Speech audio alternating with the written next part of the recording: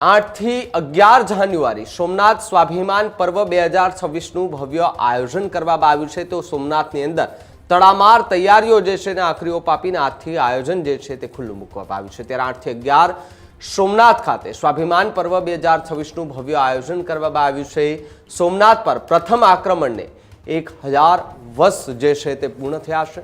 પૂર્ણ નિર્માતે 75 વર્ષ જે છે તે પૂર્ણ થયા। તો સાથે જ 11 જાન્યુઆરીએ વડાપ્રધાન નરેન્દ્ર મોદી એ સોમનાથમાં ભવ્ય રોડ શો કરશે। વડાપ્રધાન નરેન્દ્ર મોદી એ જંગી જાહેર સભાને પણ સંબોધન કરશે।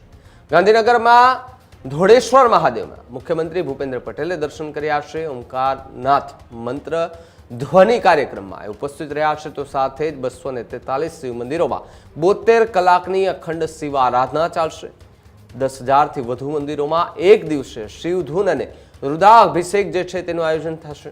રાજ્યભરમાં ભજન કીર્તન અને વિશેષ પૂજાના કાર્યક્રમો રાખવામાં આવશે। તો સાથે જ સનાતન ધર્મની અખંડ આસ્થાને જન સુધી પહોંચાડવાનો સંકલ્પ પણ જે છે તે જોવા મળી રહ્યો છે। ત્યારે વડાપ્રધાન નરેન્દ્ર મોદીના ગુજરાત આગમન પહેલા, સોમનાથ આગમન પહેલા અહીંયાના જે મંદિરો છે તેની અંદર પણ તૈયારીઓ જે છે તે કરી દેવામાં આવી છે ને સોમનાથ નજીક આવેલા 1000 જેટલા મંદિરોમાં શિવધૂનનું પણ આયોજન કરવામાં આવશે। રુદ્રાભિષેકનું આયોજન કરવામાં આવશે।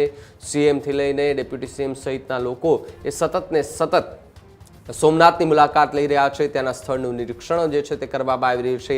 જ્યાં રસ્તાઓ ખરાબ છે ત્યાં તાત્કાલિક રસ્તાઓ બનાવવાના આદેશ અપાયા છે। જ્યાં સ્ટ્રીટ લાઇટ બંધ છે ત્યાં એમને રિપેર કરીને નવી લાઇટો લગાવવાના આદેશ આપી દેવામાં આવ્યા છે।